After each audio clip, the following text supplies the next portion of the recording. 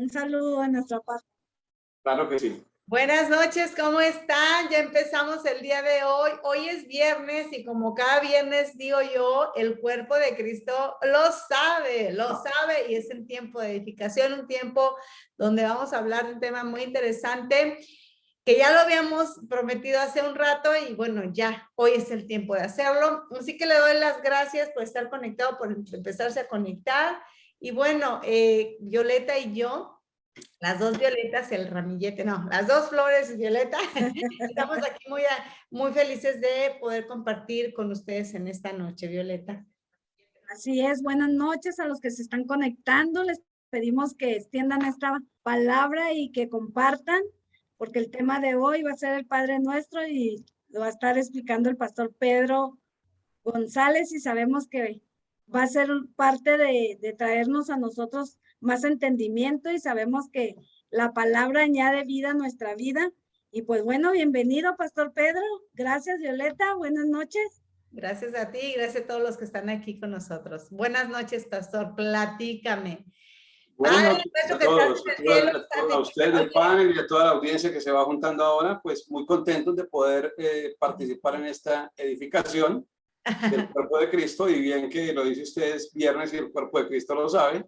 Sí. Y bueno, el tema de hoy es un filete, es un tema tremendo y espero que los que estén conectados lo gocen, pero sobre todo que lo sigan estudiando y profundizando y que lo que hoy aprendamos se pueda aplicar, ser de aplicación práctica para nuestra vida. Ok, oye, pastor, entonces, déjame decirte que el Padre Nuestro que estás en el cielo, santificado sea tu nombre, nosotros y pero después cuando nosotros perdonamos, así como nosotros perdonamos a los que ofenden, no es que se libre del mal. Amén. Esa es mi oración, pastor. Necesito que me digas, porque hemos orado o hemos recitado, no sé cómo le podemos llamar, esa oración durante tantos años. Es más, no la hemos aprendido en inglés. Pero entiendo que ahora necesitamos ese entendimiento para saber qué es el Padre Nuestro. Sí, es de vital entendimiento que podamos ver y reconocer lo que estaba haciendo Cristo en esa oración del Padre Nuestro, ¿verdad? Porque de hecho, si uno lo nota, hay dos versiones del Padre Nuestro, una corta y una larga en el Nuevo Testamento. La corta está en Lucas 11, y la larga está en Mateo, y a esa larga nos vamos a referir hoy, pero no se puede dejar de ver que hay dos versiones y los ponen cada uno de los evangelistas, o los que narran la oración del Padre Nuestro en boca de Jesús, pues son distintos. La una es en el Sermón del Monte, la otra es cuando ellos venían ya en el recuerdo de Jerusalén. Creo que iban a Jerusalén. Pero el punto centro es que no queremos hoy destrozar la oración del Padre Nuestro. Ese no es el objetivo de esta enseñanza. Por el contrario, es decir, a lo que apuntaba, lo que verdaderamente quería Cristo, porque no la dejó como una oración para los hijos hoy día, ¿verdad? Sino que era una oración más bien profética de muchas cosas que venían, que estaban por llegar, y conviene que lo entendamos desde esa perspectiva. Primero, para que ganemos un mayor respeto por el Padre Nuestro. Es una oración profética por excelencia en boca de Jesús. Segundo, para que podamos saber que en su gran mayoría de peticiones todo eso está cumplido. De manera tal que lo malo es si nosotros seguimos pidiendo por algo que ya se cumplió. Entonces estamos invalidando lo que ya se cumplió. Y lo tercero que quiero apuntar es que el Padre Nuestro es una oración netamente para judíos. De hecho, es una oración que en Yom Kippur se recita, usted lo bien lo dijo, y esa es la palabra, se recita en Yom Kippur de parte de los judíos. En cada celebración de Yom Kippur, ahí está el Padre Nuestro a la manera judía. Cristo lo trae, lo actualiza un poquitín, lo pone allí y lo suelta para que los que estaban allí, esa audiencia era también de judíos, era también de fariseos, discípulos de Cristo, los que estaban allí pudieran entender lo que iba a pasar, lo que venía. Y efectivamente todo eso tuvo ya su cumplimiento. Entonces, es necesario entender eso, de lo contrario nos quedamos repitiendo algo que, imagine usted, si su niño le pide, o un hijo suyo le pide para el domingo, y usted le da en la mañana el domingo, la mesadita del domingo, y a media mañana vuelve y le pide el domingo, pero si ya te lo di. Y a la tarde otra vez, pero si ya te lo di. Es que no me he notificado, no, ¿dónde está? Pues lo tienes en tu bolsillo. O sea, ve y disfrútalo, ¿no? En lugar de estarlo pidiendo otra vez porque quiere decir que no lo ha encontrado. Pues ese es el grave inconveniente de orar sin el entendimiento, pensando que el Padre Nuestro es la oración por excelencia para nosotros, porque fue una oración excelente, pero no para nosotros, y es una oración que ya tuvo su cumplimiento en el tiempo. Entonces, ¿qué les parece si empezamos en el Padre Nuestro? Nos lo sabemos, ¿verdad? Ok. Entonces, primero, Padre Nuestro que estás en el cielo. Ok. Eso, en resumidas cuentas, suena bonito, pero ya no es actual. Primero, porque sabemos que Él ya no solamente está en el cielo, Él está en todas partes, ¿verdad? De hecho, no dice en el cielo, sino en los cielos, porque en los judíos no hay un singular para cielo. Entonces, en los cielos. Entonces, Padre Nuestro está en los cielos. Los cielos. Los cielos, correcto. Entonces, pues ya nuestra posición hoy día, según Efesios 2:6, estamos sentados juntamente con Él en los cielos, en los lugares celestiales. Y segundo es que Él ha venido a morar en nuestro corazón. Y entonces ya no es solamente está en los cielos como ese ámbito celestial, la bóveda celestial, un lugar más allá del sol, sino que ahora realmente Él se ha buscado por voluntad propia, por el puro afecto de su voluntad, un lugar en nuestro corazón para morar allí a través de su Espíritu Santo. Entonces, valga aquí la pregunta, ¿conviene ubicarlo hoy día solamente en el cielo? Nos quedamos con lo mejor que Él hizo en la cruz para que nosotros lo disfrutáramos de una manera más completa, más íntima, de mayor comunión. Seguimos viéndolo solamente en los cielos. El problema, Violetas, en este punto es que eso marca una distancia, ¿no? Padre Nuestro que estás en los cielos, es decir, tú allá y yo aquí. Hay un distanciamiento, pero Él rompió ese distanciamiento.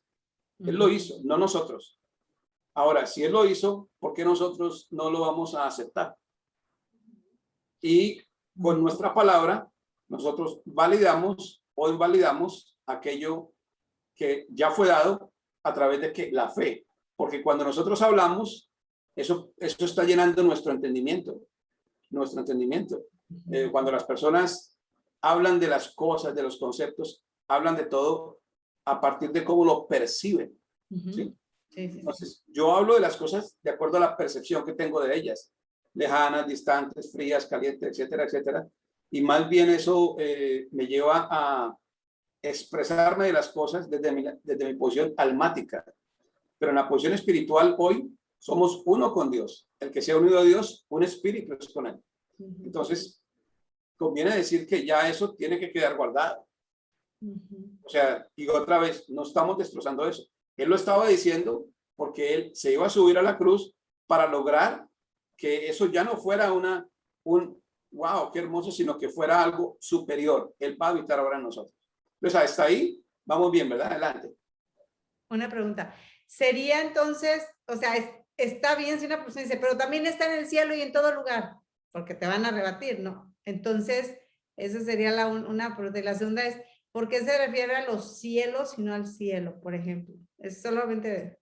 Claro, y justamente la explicación es esa, porque para los judíos no hay un cielo en singular, sino hay cielos. Okay. De hecho, uno cuando entra al Evangelio aprende que está el tercer cielo, el segundo cielo, el primer cielo. Entonces, pero para los judíos mayormente no hay una palabra. La palabra que se encuentra ahí en el hebreo es cielos, es plural.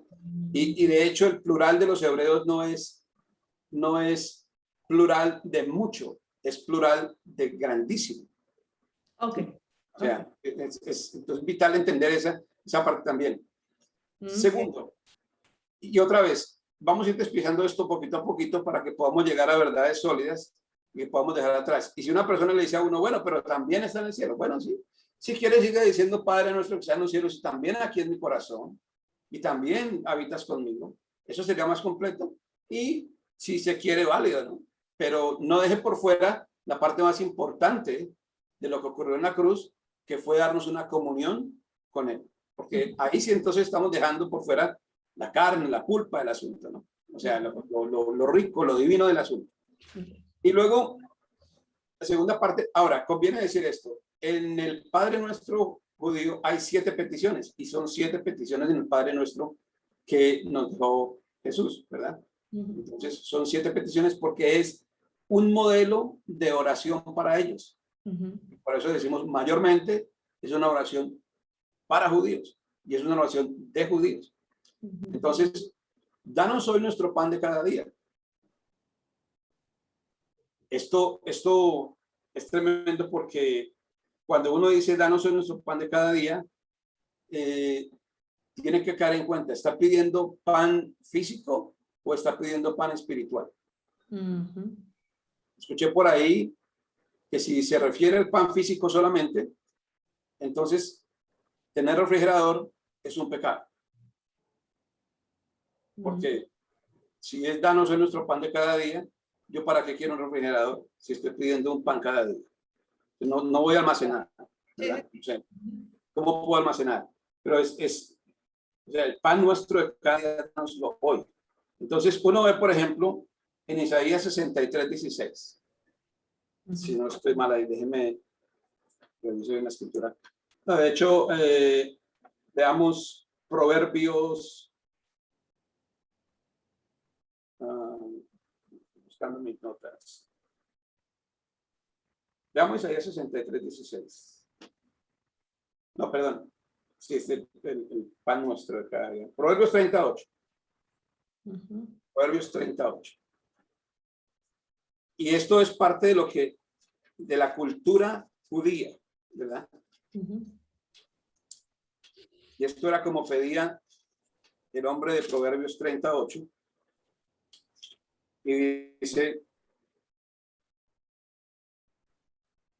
no me des pobreza ni riquezas, manténme el pan necesario.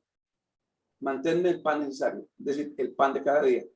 Y ahí vemos en el desierto el maná, una porción de maná para cada día, avisando, y el maná estaba mostrándonos, el maná es una sombra de Jesús. Entonces, cuando estamos hablando del pan nuestro de cada día, pues realmente es esa porción diaria de Jesús que debemos disfrutar. Y nosotros la disfrutamos completamente, pero no porque la pidamos, sino que ya está en nosotros. Y entonces, para mí, por ejemplo, ha sido muy edificante poder entender que todos los días, aunque ya tengo a Cristo, todos los días Él se forma un poco más en mí, a través de situaciones, a través de coyunturas, a través de circunstancias que me dan a entender y a conocer que algo de Cristo todavía no se ha formado en mí. El apóstol Pablo decía, porque él decía algo así como esto, no lo voy simplemente a parafrasear, completando en mi cuerpo lo que falta en las aflicciones de Cristo por su iglesia. Entonces uno dice, wow, ¿qué puede faltar ahí si ya la obra fue consumada y completa? Bueno, porque Pablo sabe que en las aflicciones de su cuerpo, en las aflicciones de su día a día, en las tribulaciones, en las complicaciones, etcétera, se está revelando una porción de la naturaleza del Padre, y ese es el pan nuestro de cada día también. La manera como Él se edifica en nosotros, se crece en nosotros. Entonces, ese pan nuestro no puede referirse netamente a pan físico. Es un pan de vida, y el pan de vida es Cristo. De nuevo, entonces, si ya está con nosotros, es válido pensar, decir que vamos a seguir pidiendo algo que ya tenemos, si ya está ahí. El pan nuestro cada día, dánoslo hoy, ¿verdad? Okay. Luego dice, perdona nuestras ofensas. Perdona nuestras ofensas. Entonces, la pregunta es, ¿están perdonadas o no están perdonadas? Están perdonadas. Y completamente. Tanto que Hebreos 10:17, ustedes me perdonan, pero es que a mí me gusta meterme a Biblia, ¿no? O sea, porque es muy rico decir que mire, pero para que la gente lo vea y lo analice bien, para que sepan que no estamos hablando ni nos estamos inventando los conceptos, pues es necesario meternos en Biblia. Hebreos 10:17 lo explica de esta manera. Y nunca más me acordaré de sus pecados y transgresiones. Wow, no solamente lo perdonó, ya él no se acuerda. Ya él no se acuerda. Entonces, esta porcioncita del Padre Nuestro sirve para decirle a los creyentes, no a los hijos, que tienen que venir todos los días a arrepentirse. Perdona mis pecados. Pero si ya están perdonados. Cristo es el Cordero de Dios que quita el pecado del mundo. Y él dice que con una sola ofrenda hizo perfectos para siempre a los santificados. Quitó todos sus pecados. Los perdonó. Entonces, perdona nuestras ofensas. Ya está borradas. Ahora, si quiere todavía hoy orar algo del Padre Nuestro, órelo en esa porción de esta manera. Como ya perdonaste mis pecados, voy a perdonar a los otros. ¿Ok? Eso sería mucho más válido hoy. ¿Por qué? Porque partimos de lo ya consumado. De lo ya consumado. Reconozco, entiendo, vivo y practico que ya soy un hombre nuevo, renovado, restaurado completamente, que ya no necesito estar arrodillándome todos los días delante del Padre para que me perdone mis pecados. Porque cuando yo voy al Padre y le digo, perdona mis pecados, él me va a decir, ¿cuáles, hijo? ¿Cuáles? Acuérdame porque yo no tengo memoria de ellos. O sea, recuérdame porque a partir de Hebreos 10:17 yo no me acuerdo de eso. Refréscame la memoria. ¿Sí? Refréscame la memoria. Entonces otra vez el niño, mami, dame la mesada, pero ya te la di, refréscame la memoria. No sé cómo es. Así que pasó ahí. ¿Cuándo es que pecaste? Entonces, también eso nos tiene que hacer caer en cuenta de la nueva naturaleza divina que hoy día está en nosotros y en la que hoy día nosotros operamos, según la naturaleza divina que opera en nosotros. Eso es bíblico. Entonces, ya eso, el problema de entendernos, de seguir entendiéndonos como pecadores, es que nos degrada. Porque recordemos algo, en Dios no hay pecado ni lo admite cerca. Entonces, si somos pecadores, ¿es posible, hay una posibilidad que Dios habite en nosotros? No. ¿Hay una posibilidad que su Espíritu Santo esté en nosotros? No. Entonces eso tiene que romper nuestro entendimiento para decir, ok, entonces eso ya también está cumplido. Y está cumplido, yo no voy a seguir pidiendo por eso. Lo que sí es que una persona que entiende haber sido perdonado, pues perdona. Porque ahí está la parábola del hombre injusto, ¿no? O sea, siervo infiel. Tanta deuda te perdoné y tú no puedes perdonar a tu hermano que te debe 10 denarios. O sea, y ordena que lo echen al foso.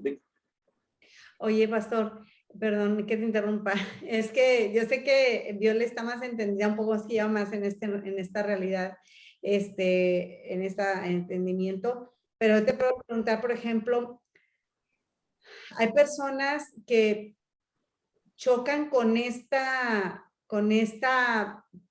entendimiento porque dicen que como ya somos bien santos y como nunca pecamos, que eso es una herejía, porque dice ahí la Biblia que no peca, entonces es mentiroso a Dios. Y entonces te pones a pensar, obvio, yo lo estoy entendiendo, pero ¿cómo tú puedes, o cómo se le puede decir a una persona en esa parte? ¿Cómo le puedes decir lo que tú me estás explicando ahorita? Porque créemelo, se ofenden. Es que ya eres santo. Eso, los mentirosos, los no sé cuánto, es una herejía, bla, bla, bla. ¿Cómo? No contender, pero ¿cómo poder rebatir eso? Bueno, todo tiene que ser pasado bíblicamente. Vamos a ver 1 Juan 5:18 para poder entender eso. 1 Juan 5:18. Y recuerden, en la Biblia es muy posible que haya dos versículos que se enfrenten y nos creen un poquito de controversia y de detalle. Pero 1 Juan 5:18 dice, sabemos que todo aquel que ha nacido de Dios no practica el pecado, pues aquel que fue engendrado por Dios le guarda y el maligno no le toca. Entonces aquí lo que hace la gran diferencia es la práctica del pecado, ¿verdad? Pero si uno quiere ir más en detalle, la escritura dice que el que es engendrado de Dios no puede pecar. Dice, no puede pecar. O sea, los nacidos de Dios no pueden pecar. Entonces, ¿ahí en qué quedamos? ¿Somos pecadores o no somos? Y cuando las personas dicen, es que, ¿cómo así que ustedes no pecan? No estamos hablando de que no tenemos un error. No estamos hablando de que en la parte almática, en nuestra carnalidad o en nuestro día a día, no podemos cometer un error. Es que no hay práctica de pecado. No hay práctica de pecado. Porque de nuevo, ¿quién de nosotros, estando en Cristo, se levanta todos los días pensando, ¿a qué horas pecaré hoy? ¿Con quién voy a pecar hoy? No ocurre. Nosotros no, o sea, esa no es nuestra concepción de vida. Yo no me levanto a ver a qué horas voy a pecar. Ni siquiera me levanto diciendo qué mentira voy a echar. O sea, simplemente esa no es la concepción de vida. Y sin embargo, puede que en cualquier momento pueda airarme. Ok, yo me diré, uy, mire ese cristiano, y dice que es cristiano, y dice que es santo, y está en el nuevo pacto, mírelo. Y ok, pero otra vez, la escritura no me prohíbe airarme, lo que me prohíbe es que me acueste con él, no. O sea, es otro rollo, ¿sí? Entonces, y aún en errores que pueden ser un poco más profundos, todavía tenemos una opción buenísima, y es que tenemos abogado para con el Padre.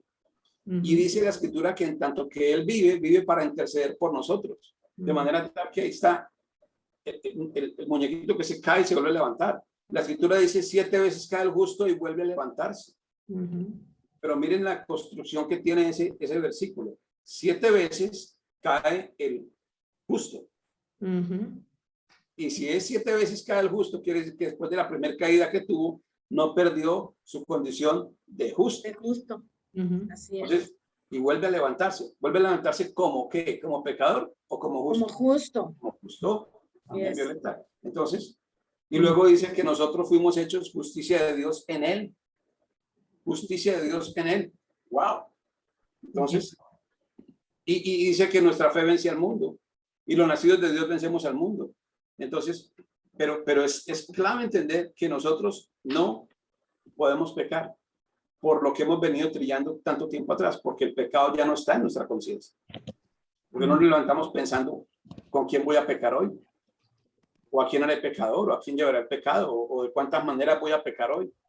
Esa es la práctica del pecado. Eso es lo que hace la diferencia entre un ciclista profesional y alguien que sale a montar su cicla un día de parque. El ciclista profesional sabe que tiene que levantarse todos los días, hacer un entrenamiento de tantas horas y tantos kilómetros, tomar una proteína X, tomar un alimento Y, medir sus tiempos, medir su oxigenación. Es decir, tiene un entrenamiento, tiene una rutina, tiene todo, y tiene unas grandes carreras. Y eso lo hace un profesional. Pero yo montando un domingo en el parque mi cicla deportiva, no soy ciclista, estoy montando cicla de cuando en cuando. Entonces, por eso, esa es la forma de responder a una persona que, o sea, a mí no me hace, lo que hace pecador a un pecador es la práctica consuetudinaria, día a día, rutinaria del pecado. Y nosotros no estamos ahí. Una pregunta. Fíjate que aquí dice, hubo un comentario que dice, ¿a qué se le llama pecado entonces? Wow, qué buena pregunta. Qué buena pregunta. Le voy a explicar por qué para mí es una muy buena pregunta. El pecado lo han definido históricamente como errar al blanco. Ahora, yo entré a este asunto del nuevo pacto y aprendí que vivimos en el propósito eterno de Dios y que el propósito eterno de Dios es la amorosa voluntad del Padre de darse a conocer como tal, impartiéndose en el Hijo para que el Hijo se imparta en la iglesia, ¿verdad? O sea, el Hijo impartido en la iglesia es parte de la voluntad de Él. me llamó poderosamente la atención ese concepto, lo hice mío, vivo en él, bien, o sea, ahora entiendo a Dios como mi Padre, no como un Dios fustigador, castigador, que juzga, sino mi Padre. Está listo para enseñarme, para tal. Ok. Entonces, el pecado, si yo veo lo que pasó con Adán allá, esta es definición de Pedro González. Esta no la encuentra sino en tercera de Pedro 1:1. ¿Sí? El pecado es el deseo voluntario del hombre de salirse del gobierno del Padre. Esa es la definición más cercana que yo he encontrado de pecado. Deseo voluntario, voluntario deseo del ser humano de salirse del gobierno amoroso del Padre. Y para mí esa es la definición más completa que puede haber de pecado. Decimos cerramos al blanco todos los días, luego entonces todos pecamos. Pero yo no me quiero salir del cuidado paternal de mi Padre. Y el cuidado paternal de mi Padre está expresado en su voluntad, en su palabra. Por eso Adán cayó, porque él escuchó otras voces. Él se fue por algo que no era la voz de Dios. Y entonces cuando yo escucho otras voces, indudablemente estoy no solamente errando el blanco, sino estoy saliendo del cuidado paternal. Por eso Adán fue expulsado del Edén. Y pusieron un ángel allí para cuidar el Edén, que no entrara al hombre, no fuera a hacer que coma del árbol de vida y viva para siempre. Entonces, ese es pecado y digo, qué bien me viene la pregunta ahí. Pero sigamos profundizando, si está bien con ustedes, Violetas. En 1 Juan 3:9, miren lo que dice, para contestar esas preguntas que algunas personas darán acerca de la santidad y del pecado. Recuerden que dijimos antes en 1 Juan 5:18 que no practica el pecado. Ok, 1 Juan 3:9 lo pone todavía más radical.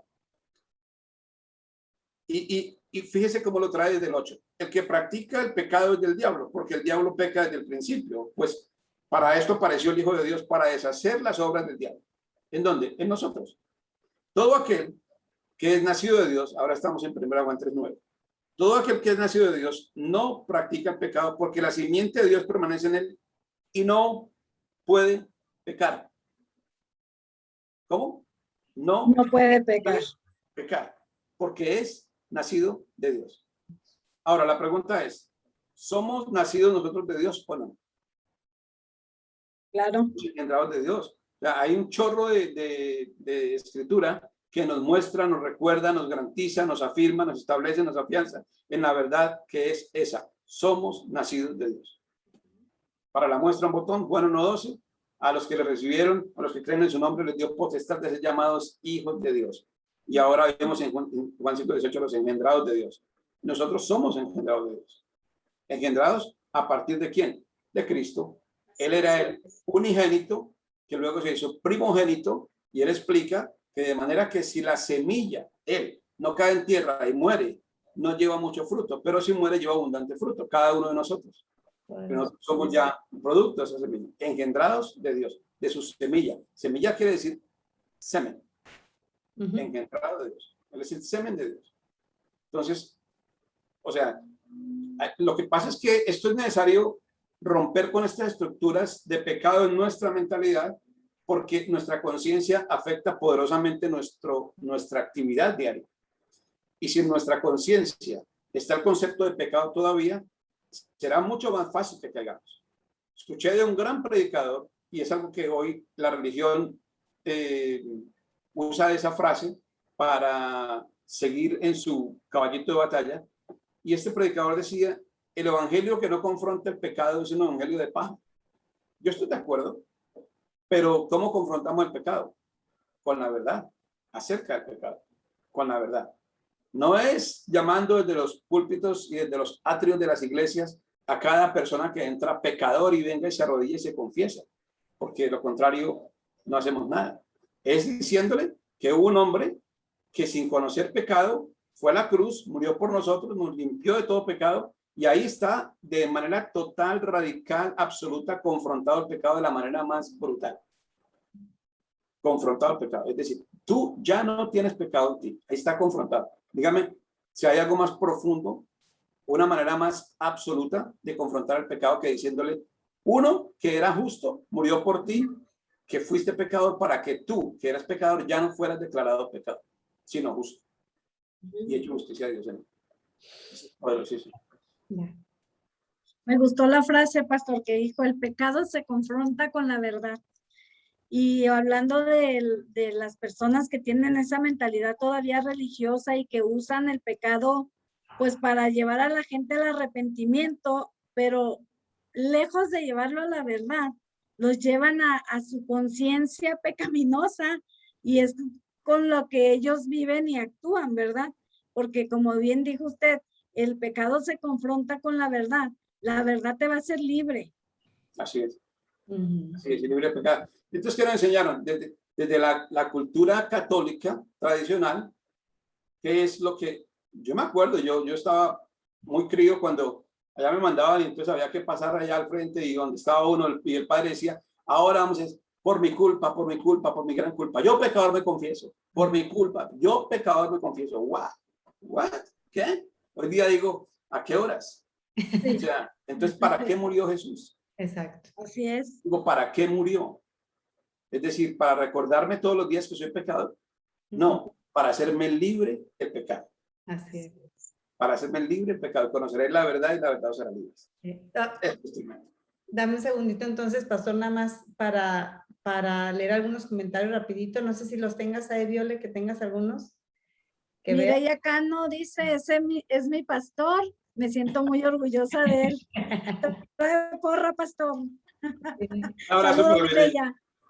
Saludos, Mireya. Saludos también a José Larios, que dice que le gusta el tema. Saludos a Giovanni. Magali Garay nos está viendo. Saludos, Magali. Octavio Martínez, mi esposo, también nos está viendo. Saludos. Y pues un fuerte abrazo. Extiendan esta palabra compartiéndola, porque nos edifica y nos hace libres también. Así es. Amén, amén. Entonces, seguimos, ¿verdad? Sí. Así es. O sea, perdona nuestras ofensas, así como nosotros perdonamos a los que nos ofenden. Pero nos falta una parte vital que nos saltamos. Dice, venga a nosotros tu reino. Venga a nosotros tu reino. Wow. Pero es que nos saltamos varias.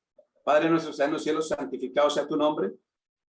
Y obviamente esa parte, santificado sea tu nombre, ya está en nosotros. Porque el nombre de Dios es santo en nosotros. Y aquí es clave decir que los judíos hablaban esto y por eso hay que hacer una diferencia grande en el Evangelio de Mateo versus Marcos, Lucas, Juan. ¿Okay? Porque el Evangelio de Mateo es un evangelio escrito específicamente para judíos y es allí donde ustedes notan que no se habla del reino de Dios, sino del reino de los cielos. ¿Okay? Entonces, ¿por qué? Porque los judíos tienen prohibido, doctrinalmente, prohibido mencionar el nombre de Dios. Entonces, donde Marcos, Lucas, Juan no tienen ningún empacho en decir el reino de Dios, Mateo sí. Mateo dice el reino de los cielos. Pero siempre que nos referimos al reino de los cielos y el reino de Dios, estamos hablando exactamente de la misma cosa. Quizá aquellos lo llevan un poquito más a profundidad y dice el reino de Dios, pero Mateo, por un problema de quién escribe, para quién escribe, entonces no lo menciona como el reino de Dios. Y aquí dice santificado sea tu nombre, haciendo mención a eso, haciendo mención a ese primer mandamiento de la ley mosaica que dice santificarás el nombre de Dios. Entonces, o sea, ahí es clave entender que esta oración estaba siendo descrita para los judíos, el Padre nuestro. Santificado sea tu nombre, pero nosotros ya es santificado. Que nosotros ya fue santificado. ¿Por qué? Porque a mí no me da ningún temor hoy decir Dios y Padre, así como lo llama Pablo, Dios y Padre. Pablo hace una distinción bellísima. Bendito sea el Dios y Padre de nuestro Señor Jesucristo. Dios y Padre. Y ese es para nosotros hoy día nuestro Dios. Es Dios y Padre. Entonces, en la medida en que lo recibo como tal, pues su nombre es santo, es mi santificado. Y ese peso del nombre de Dios santificado en mí es una tutela diaria sobre mi actitud, sobre mi accionar, sobre mi palabra, sobre todo lo que yo hago. Recordar eso es tremendo, que ese nombre ya fue santificado en mí. Dice, o sea, por eso no podemos desconocer Romanos 8, 28 y 29. Y allí dice a los que llamó también predestinó, a los que predestinó también justificó, aquellos santificó. Porque si dice Jesucristo, santifícalos en tu nombre. Santifícalos en tu nombre. Adelante. Entonces, o sea, cuando decimos santificado sea tu nombre, que entiendo, Dios es santo. Yo no puedo decir te santifico el nombre, porque su nombre en sí es santo y ese nombre es el que santifica, ha santificado ya nuestra vida. ¿Es lo que puedo entender? ¿Estoy correcto? Correcto. Entonces, ya es santo y lo sabemos santo. ¿Quién es más santo que Dios? Pues, exacto. Sumum del sumum. Pero si está en mí, y imagínense una persona hablando de Dios y robando, hablando de Dios y mintiendo, hablando de Dios y de pecado en pecado, hablando de Dios y haciendo locura y media. Imagínense a Hitler hablando de Dios. No tenía caso. Cuando uno entiende que lo porta, que está en mí, que lo llevo donde voy, mis hechos, mis palabras, dan cuenta de qué tan santo es Él. Y esto tiene muchísimo que ver con la ley y la gracia, porque la ley indudablemente nos revelaba el carácter moral de Dios. Para eso era, para darnos a conocer que ningún hombre podía llegar a ese carácter moral de por sí, en sus propios medios, por sus propias fuerzas. Pero era necesario entonces un Jesús que se iba a convertir en Cristo, en el Mesías, para que fuera impartido en nosotros y así nosotros poder llegar a esa estatura. Oiga, pastor, a ver, corríjame si no estoy bien, pero también es una cuestión de esa misma naturaleza que se nos impartió, ¿no? El ser santo y justificado también es parte de la naturaleza, pero también tenemos que traerlo al entendimiento, tenemos que entenderlo para poderlo vivir o actuar, como usted lo dice, ¿no? Mostrar a Cristo y que siendo esa santificación y esa justificación mostrada a través de nosotros, pero que realmente sea por entendimiento, pastor, porque normalmente un creyente no se siente ni santo ni justificado. Y ese es el problema. Estoy de acuerdo, estoy muy de acuerdo. Y ahí está el meollo de una vida de fe, ahí está el quid de una vida de fe exitosa o que cae, que falla. En cómo me siento, en cómo me percibo, en cómo me reconozco yo. Entonces, desde lo espiritual yo me reconozco santo, justo, perfecto. ¿Por qué? ¿Por lo que hice? No, por lo que Él hizo y por lo que Él está en mí. Así me reconozco en lo espiritual. Como el espíritu es gobernante, ya en un hijo de Dios el espíritu es gobernante, no el alma. Entonces el alma tiene necesariamente que sujetarse. Si recuerden a David, bendice alma mía Jehová y no olviden ninguno de sus beneficios. ¿Ok? Entonces el alma tiene que sujetarse. Y en esa escala de valores también el cuerpo se sujeta. Es aquí donde empieza el cuerpo a manifestar el poder de una vida indestructible. La salud, la sanidad, una cosa distinta. Pero recuerden, es en el espíritu donde empieza a operar esa perfección para inundar, para permear los otros dos ámbitos, el alma y el espíritu. Entonces, un espíritu que se ha entendido, que se mueve como espíritu. La escritura nos dice, si somos espirituales, vivamos como espirituales. Para aquellos que viven en el espíritu, no en la carne. Para aquellos que se mueven en el espíritu, no en la carne. Ok, si en el espíritu yo me siento y me conozco, no es un problema de sentirse, no me conozco perfeccionado y santificado por su obra. Ahora, ¿cuál es la instrucción que el espíritu le dará al alma? ¿Estará permeada de pecado? No. ¿Será proclive al pecado? La respuesta sigue siendo no. Sino que la instrucción será, es decir, siempre será en justicia. ¿Cómo habla un americano a sus hijos? En inglés. ¿Cómo habla el francés a sus hijos? En francés. ¿Cómo habla el espíritu, alma? ¿Cómo le habla el Espíritu Santo al Espíritu nuestro? En justicia. Entonces, es un problema de lenguajes. Y nosotros lo nuestra alma recibe el lenguaje de justicia y vive un lenguaje de justicia. Por eso ya decir que somos pecadores nos va a degradar y vamos a terminar pecando sí o sí, porque la gente actúa de acuerdo a cómo se percibe. Es todo. Sí, claro. Y entonces, seguimos. A mí este tema me parece muy apasionante porque en verdad es muy, muy, muy tremendo. Y entonces dice, venga a nosotros tu reino. Wow. Ahí es la tapa de la tapa porque venga a nosotros tu reino. ¿Quién hablaba? Jesús. Jesús. Ahora, la pregunta es, ¿vino o no ha venido? ¿Vino la persona de Cristo? Claro, él dijo, arrepentidos y el reino se ha acercado. Y miren lo que dice en Lucas 17, 20 al 22.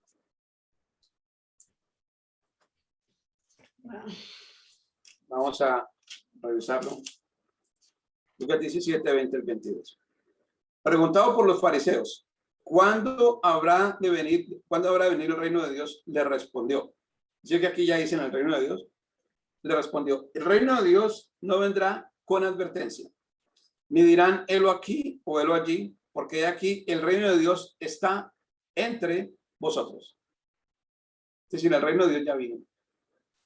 Y acabó de consumarse y de establecerse cuando Él muere en la cruz y se acaba de establecer cuando Pentecostés, etcétera. Siempre se profundiza. Ahora, es muy importante que le digamos esto a la audiencia. Nosotros, sin importar si somos creyentes, cristianos, evangélicos, lo que sea, o estamos en el nuevo pacto, en el mejor entendimiento que podemos tener de esto, nadie viene a establecer el reino. Pero esto es clave entenderlo. Nosotros no establecemos el reino. No podemos usurpar la función de Cristo. Él estableció el reino. Nosotros lo expandimos. Lo extendemos. Por eso somos embajadores. Así es. Por eso somos embajadores. Así que yo he escuchado a muchas personas y sé que no es de mala fe. Créame, no es de mala fe. Es problema de falta de entendimiento. Es que vamos a establecer el reino. Detente un poquito. No usurpes funciones que no te corresponden. Así es que no dependió de nosotros. Claro. No dependió de algo humano. Por eso no nos corresponde a nosotros establecerlo. Lo estableció Cristo porque tenía que venir algo superior a establecerlo aquí a la tierra. Y pues nosotros solo somos colaboradores y partícipes de ese reino y lo extendemos a través de la vida de Cristo en nosotros, ¿no, pastor? Completamente, así es la cosa. Entonces, notemos que esto va desmontando en nosotros estructuras de pensamiento que nos hacían vivir en un nivel de fe inferior. Mediocre. Gracias. Esa es la palabra. Mediocre. Entonces, venga a nosotros su reino. Y aquí hay una parte muy, muy bella. Hágase tu voluntad, así en la tierra como en el cielo. Creo que esta es de las partes más tremendas. Y otra vez, decimos, gracias Jesús por el Padre nuestro. Gracias porque estaba proyectando que cosas grandes iban a pasar. Hágase tu voluntad así en la tierra como en el cielo. Para nosotros eso es un cumplido ya hecho. Ya hecho. Esto no es, y mire que de hecho es tan fuerte el asunto que Él nos deja saber que lo que atemos en la tierra será atado en el cielo y que lo que desatemos en la tierra será desatado en el cielo. Y ese, mis amadas, es el orden correcto en términos bíblicos. Lo que ates en la tierra será atado en el cielo. Y lo que desates en la tierra será desatado en el cielo. Palabras que se le dijeron a Pedro y que luego se le dijeron también a los discípulos. ¿Okay? No son solamente para Pedro, son universales para los hijos. Entonces, adelante, Violeta. Y no se trata de atar a los demonios, ¿verdad? No. Sí, ¿por qué? Okay. En absoluto. Es decir, eso tiene tanto de largo como de ancho. Lo que ates. Pero no lo podemos circunscribir a demonios. Eso es lo que ates y lo que desates. Atar o desatar significa prohibir o dejar que pase o evitar que pase. Entonces, esa es la misma, casi que la misma palabra que está en Romanos 12:2, que dice, no os transforméis a este siglo, perdón, no os conforméis a este siglo, sino transformados por medio de la renovación de vuestro entendimiento para que podáis comprobar. Ahí es otra manera de dilatar, para que podáis comprobar, para que dejéis pasar la buena voluntad de Dios, agradable y perfecta. Porque si nuestro entendimiento, por esto es la clave del asunto de lo que estamos hablando hoy. Si nuestro entendimiento está viciado, en nosotros la voluntad de Dios no se cumple, por poderosa que sea, porque no dejamos que pase. Recuerden que se habla de Jesús y se dice que allí en Belén no hizo milagros por no venir acompañado de la fe en los que lo habían. Entonces, si la fe es viciada, si la fe es chiquita, si la fe es ahí muy débil, pues no pasa el asunto. Okay. Simplemente no pasa. Entonces decimos, hágase tu voluntad así en la tierra como en el cielo. Y eso en él ya se cumplió. Porque si uno revisa Colosenses 1:20, te das cuenta de algo poderosísimo.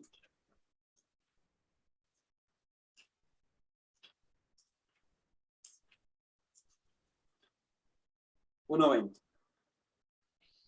Vamos a leerlo del 19. Por cuanto agradó al Padre que en él habitase toda plenitud, y por medio de él reconciliar consigo todas las cosas, así las que están en la tierra como las que están como las que están en los cielos, haciendo la paz mediante la sangre de su cuerpo. Es decir, ahora, esto es para mí puntual en términos del evangelio del reino y el reino en el nuevo pacto, porque nosotros, estando bajo pacto, ¿verdad? Un nuevo pacto, la sangre del Cordero, él es quien originó el pacto y él es el dueño del pacto, no nosotros. Salga aquí la oportunidad para decirle a todos los que nos oyen, nosotros no pactamos con Dios. No podemos no tenemos esa prerrogativa, no podemos ser así de soberbios. Que un ser humano pacte con Dios no le es dado. A Dios le es dado pactar con los hombres y al hombre le es dado decir, me adhiero al pacto o no, porque tenemos libre albedrío. Pero un hombre no puede abrogarse el derecho de llegar a Dios a presentarle un pacto cualquiera. Te doy $1,000 para que sanes a mi suegra. Tremendo. ¿Sí? Te doy 10,000 para que sanes a mi suegra y mi perrito. No, o sea, para que me des la empresa, para que me abra la oficina, para que mi esposa vuelva. Eso es brujería, eso es otro rollo. Pero sí. El pacto. Eso sí es herejía. Eso es herejía completa.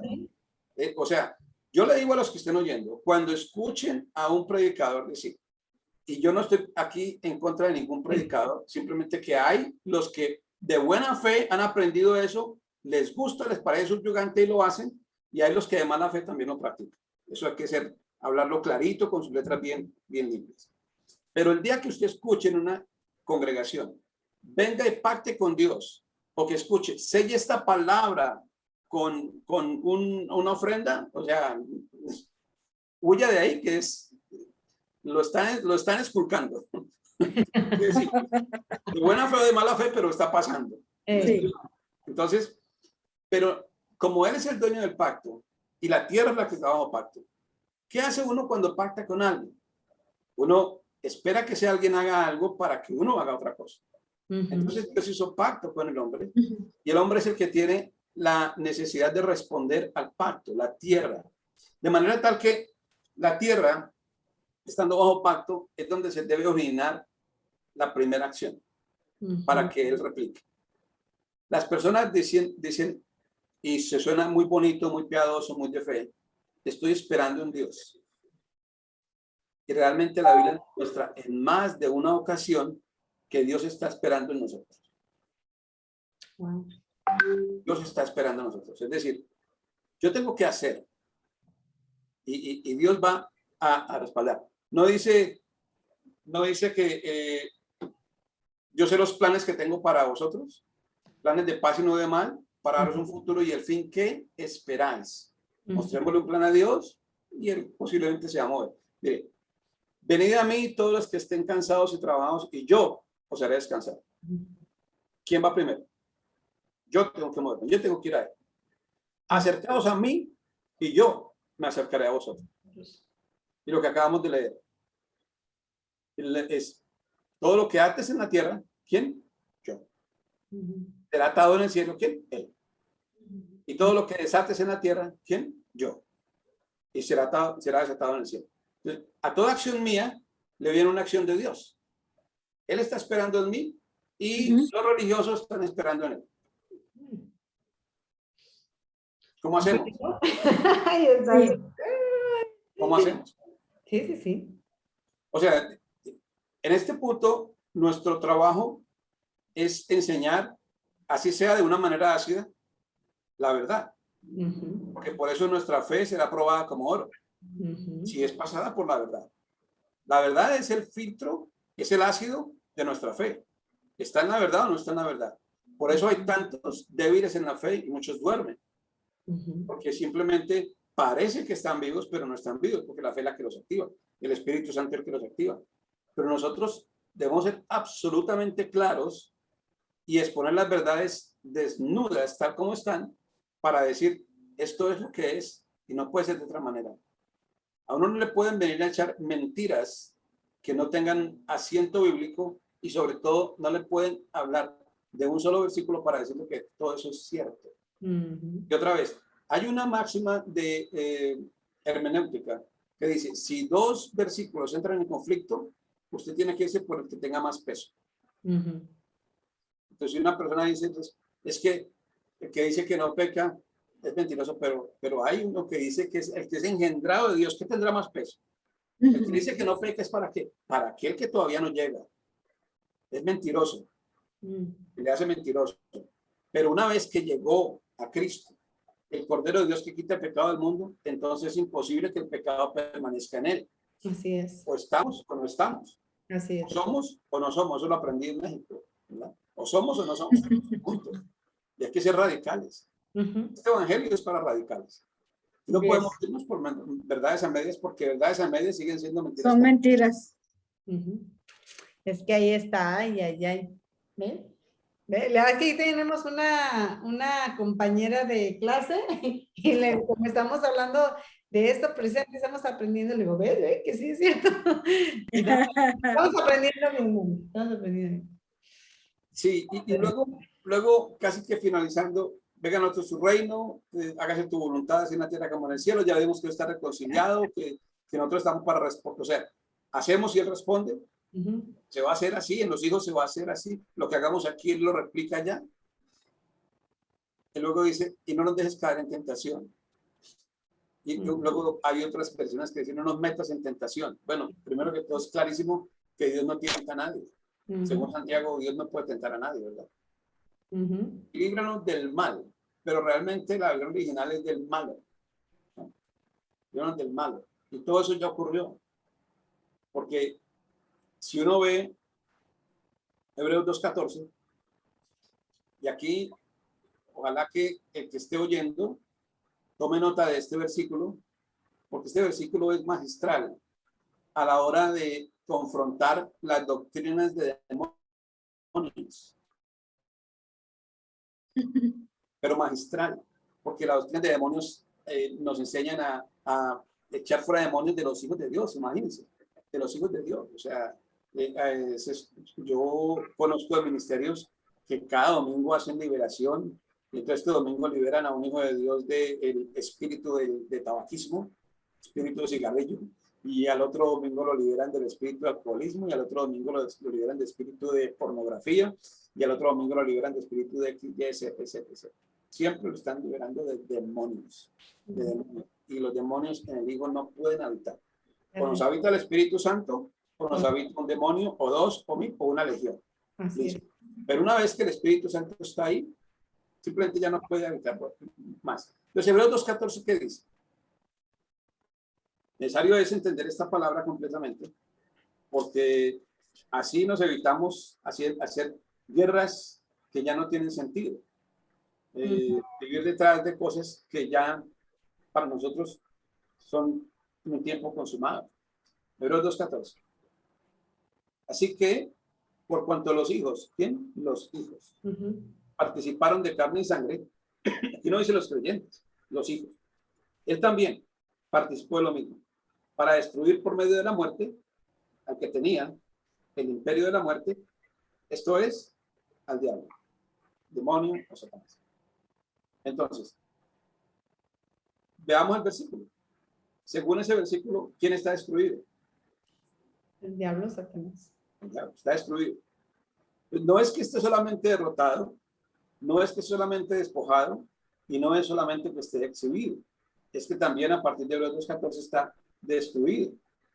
Y todavía en las congregaciones actuales, en muchas de ellas, se llama a los hijos, a los creyentes, los evangélicos, como usted le quiera nombrar, a hacer guerra espiritual, a pelear con el diablo.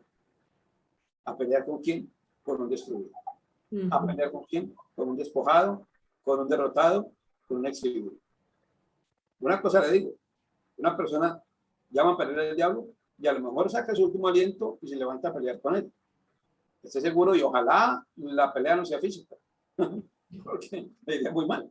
Pero ¿para qué yo voy a llamar a un destruido a pelear? Está destruido, come on, déjelo allá.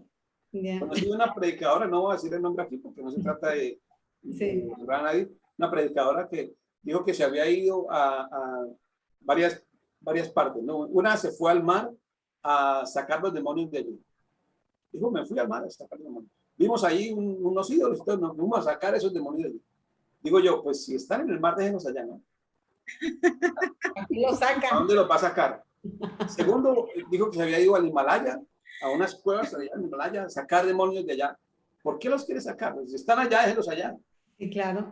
Pero eso suena bonito, eso es wow, eso es cautivante, Yeah. y aplausos, y wow, qué mujer de Dios. Pero para mí eso pierde todo sentido, porque a lo mejor quiero sacar los demonios si están en la casa de alguien. Está ahí. Adelante. Otra persona que dice que dice la Biblia que al que tiene fe todo le es posible, o si puedes creer todo te es posible, y esa persona iba a orar porque Satanás se arrepintiera del mal que hacía. O sea, era tanta su fe, yo tengo tanta fe que yo le pido a Dios que Satanás se arrepienta. Es terrible lo que a veces, fíjate, y la gente amén, aleluya. Entonces, ven a lo que tú estás diciendo, o sea, se oye bonito, se wow, qué bonito, digo, qué buena que es la persona, ¿no? Pero no es así, imagínate, si Dios mismo, bueno, pero así sucede. Una pregunta que tengo, repito, es, entonces, ¿a qué se refería Jesús cuando dijo en esta oración, no nos dejes caer en tentación? Dijimos que Dios no tienta a nadie, pero ¿por qué lo mencionaría? Solo es una pregunta por si alguien dice, no terminó esa parte o no entendieron esa parte. Claro, porque todavía había una posibilidad de que eso fuera así para ellos, a los que le estaba orando. Recuerden que ahí la palabra dice, vosotros oraréis así. Ajá, ok. O sea, una posibilidad que ellos, pues, no cayó Judas. Sí. Pedro no lo negó. Pero entonces hay dos formas. Fíjense que ahí nos muestra dos estadios distintos de un mismo error. Judas cayó, Judas lo entregó, y la paga de Judas fue la muerte, porque ese arrepentimiento lo llevó a la muerte. Pedro lo negó, pero ese arrepentimiento lo llevó a acercarse más. Lo llevó a recalcitrar más en su fe. ¿Quién obró en Pedro? ¿Quién obró en Judas? En Judas obró la condenación, el diablo o Satanás, diciéndole, uy, ¿cómo la regaste, Juditas? ¿Cómo la regaste? Realmente metiste el escarpín, pero hasta el fondo. No tienes ya nada más que hacer. Muerte. Ese arrepentimiento produce muerte. Pero el arrepentimiento de Pedro le produjo vida. Y de ahí ya no hay que arrepentirse.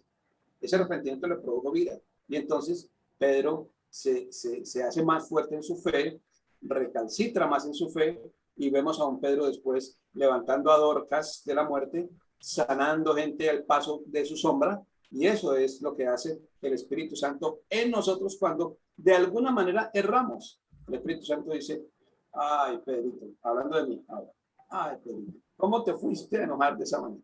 ¿Cómo fuiste a hablar de esa manera? Tú, el hijo mío, wow.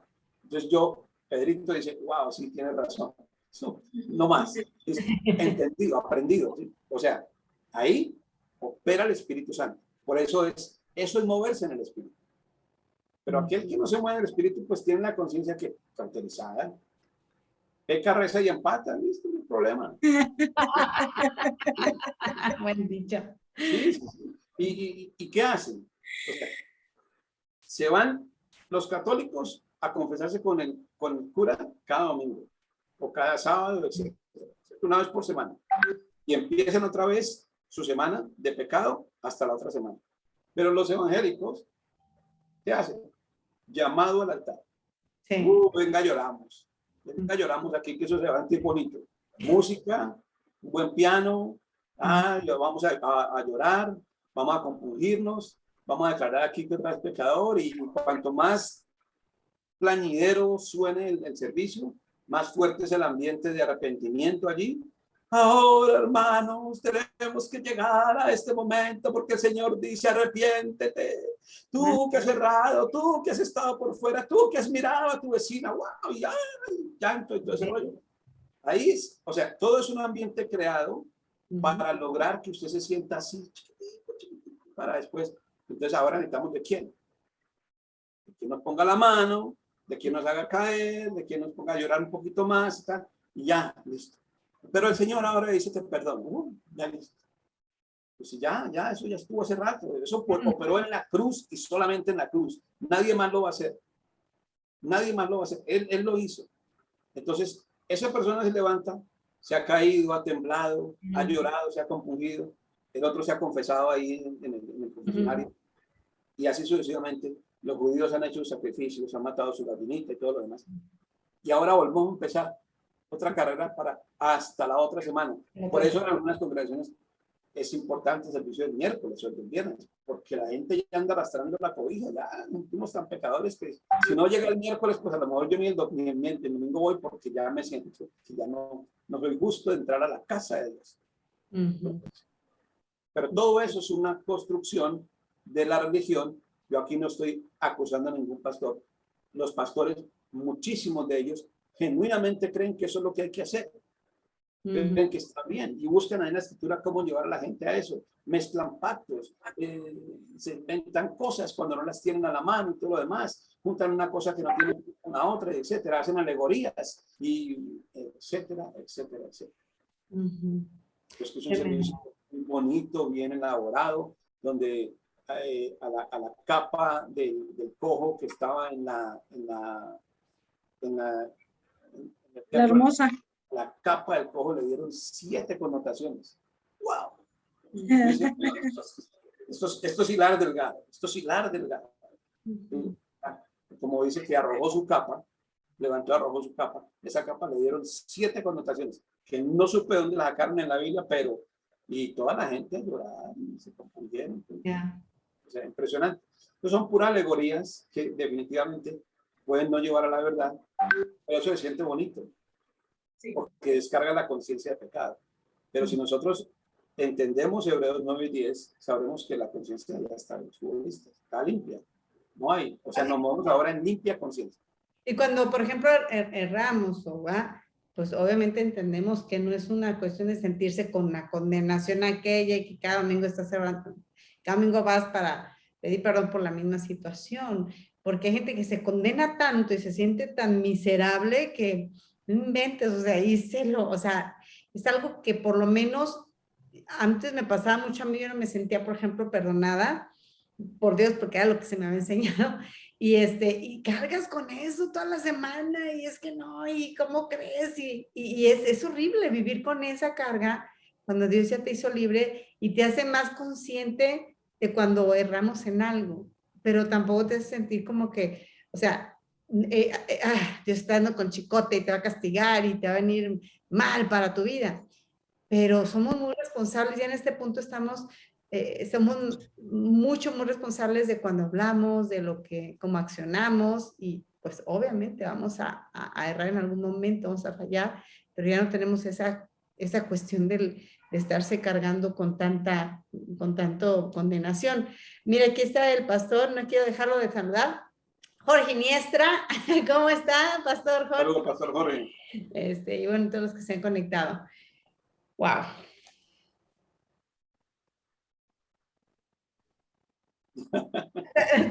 Bueno, respecto a eso que usted decía, Violeta, la convicción del Espíritu Santo. Jesús dijo algo bien hermoso. Dice, pero yo digo, estamos en Juan 16, 7 y 8.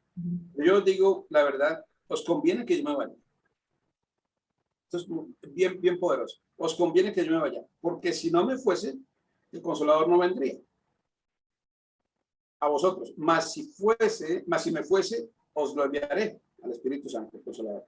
Y cuando Él venga, convencerá al mundo de pecado, de justicia y de juicio. 3 cositas de justicia y de juicio. De pecado, por cuanto no creen en mí. Espérenme.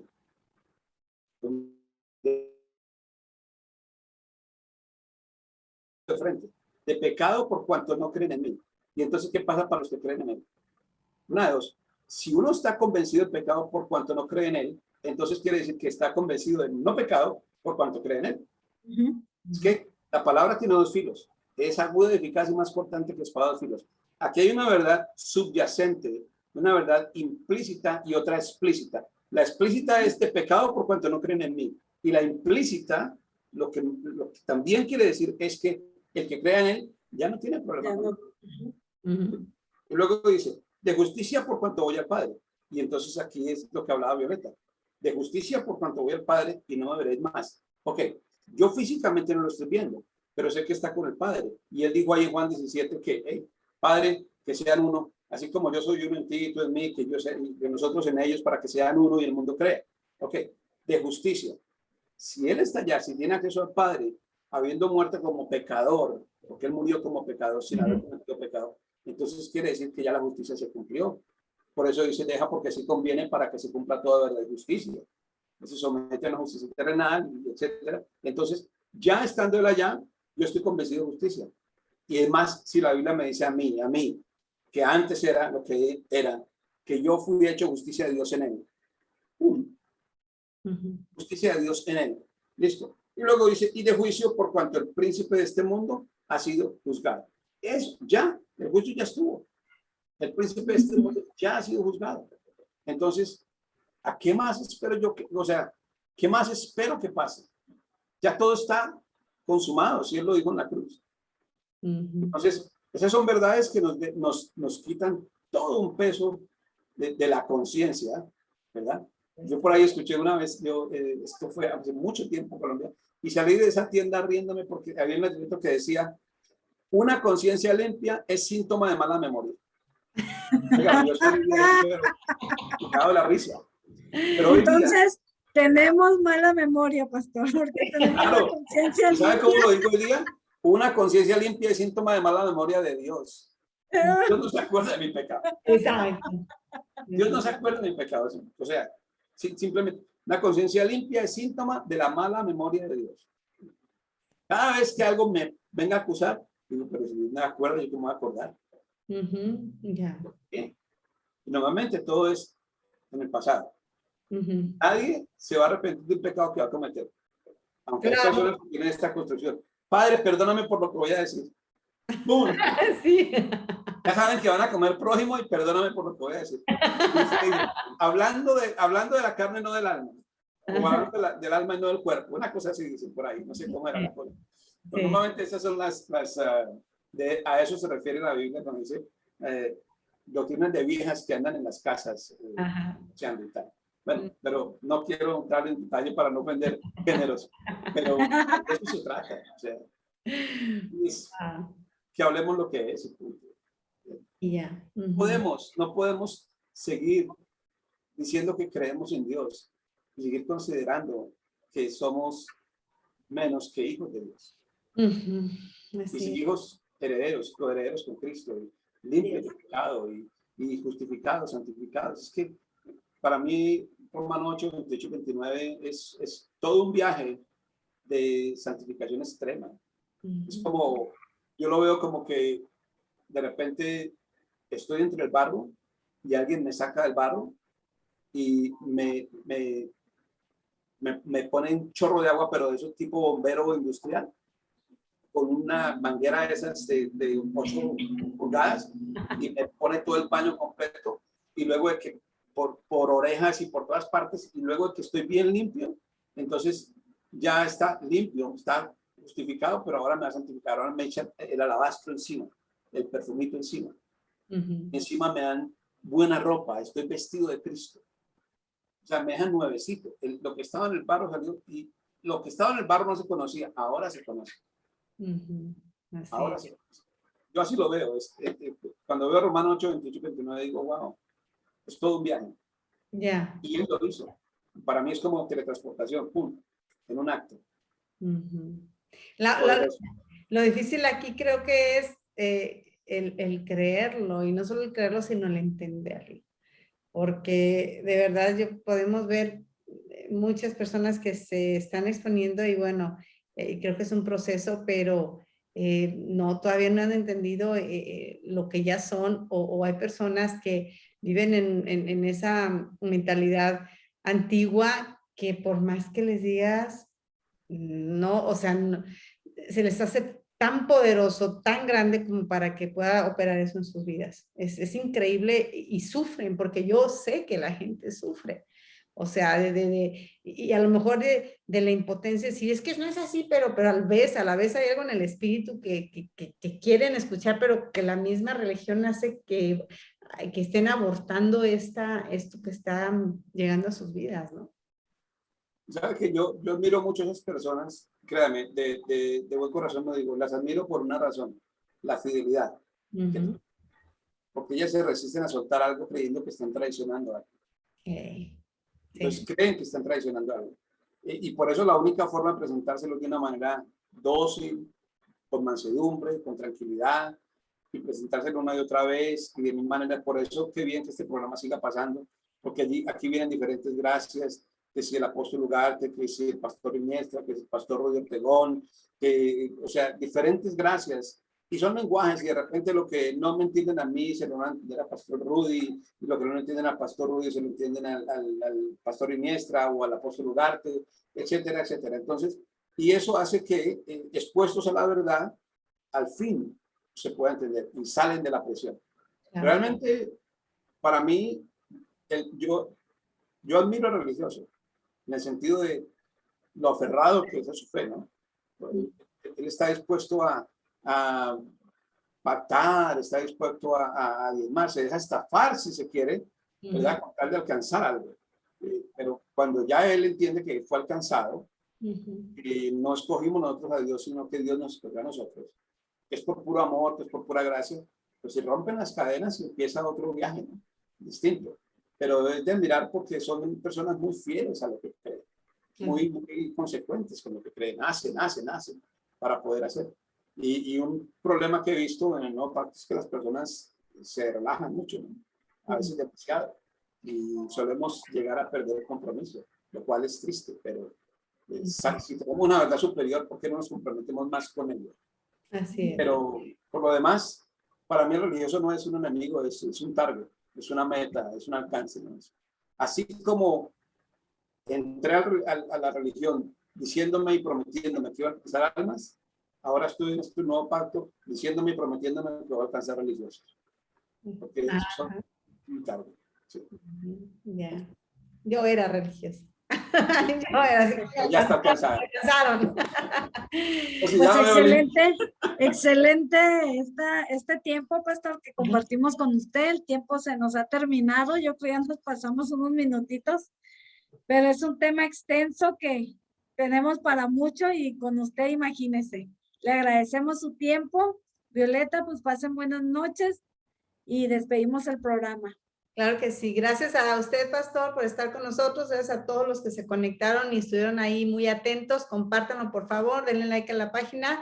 No olvide suscribirse en el canal de YouTube también de Platicando con la Morena. Ahí estos programas los bajamos y están ahí, al igual que se quedan aquí en YouTube. Muchísimas gracias, pastor. Que pasen muy bonita noche. No sé si nos ve el pastor, creo que se quedó con la imagen, pero muchísimas gracias a todos por estar aquí en esta noche. Descanse, que tenga una noche reparadora, y nos vemos en el siguiente programa. Buenas noches. Un abrazo, Viole. Un abrazo, pastor. Igualmente.